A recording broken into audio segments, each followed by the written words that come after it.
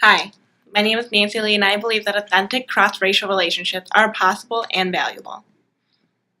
Growing up, my closest friends were predominantly white. However, I never felt that I didn't fit in because I was Vietnamese. Being Vietnamese wasn't something I consciously noticed until I came to college. Within my first week at university, my inbox was bombarded with invitations from multicultural student organizations, inviting me to their programs, ceremonies, and dinners. Although I really appreciated all of their offerings and their open arms, I remember how it made me feel.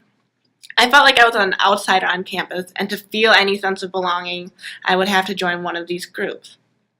I even remember one day when I confronted my sociology professor to talk about my grades, and he said that I was doing good for a first-generation student. And when I heard that, I thought that I could only do good for a first-generation student, and not just for a regular student. Last summer, I participated in a medical program at Duke University, and the program was designed to have students from multiple backgrounds.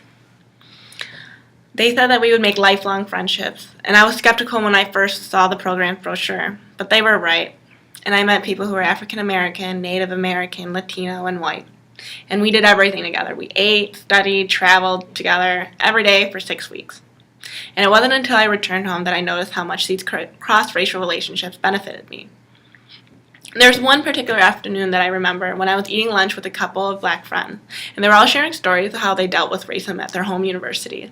And one of my friends, Ed, said that one day he was randomly grabbed by a campus security guard and shoved to the concrete sidewalk because he looked suspicious. And although Ed was one of the nicest, kindest, brilliant people I knew, he was judged for the color of his skin. When he told me that, it really shook me, especially when he said that he decided to also transfer universities because he couldn't go back there. When you hear things about this in the news, it really doesn't shake you. But when it's coming from someone you know and someone you truly care about, it does. And it really changes your world and your thinking. It was like Ed was my brother, and he was getting bullied at school, and I just wanted to protect him and make sure it never happened again.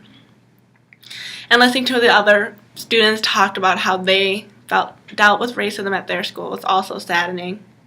I really could feel the pain in their eyes as they were tearing up, but what really surprised me is when they all said that they weren't angry. It was valuable conversations like this that played such an instrumental role in eliminating any prejudices I've had or any racism I've absorbed, and it gave me a new set of eyes. Since I've returned home, I still keep in contact with the friends I've made, and these friendships were really lifelong, like the brochure said. I had friends to talk to who understood how I felt, and I no longer felt little or out of place. From my experience, cross-racial relationships have benefited me wholly. I'm more aware of the issues people even my age have to deal with because of their skin color, and I'm way more motivated to do something about it, to be more active in my community, so that my kids don't have to listen to their friends talking about how they got roughly handled by security at their universities. It's my responsibility to dismantle racism, and the task doesn't seem so daunting or impossible when you have people from various backgrounds standing right next to you. My name is Nancy Lee, and my story challenges the belief that we have nothing unique to offer each other.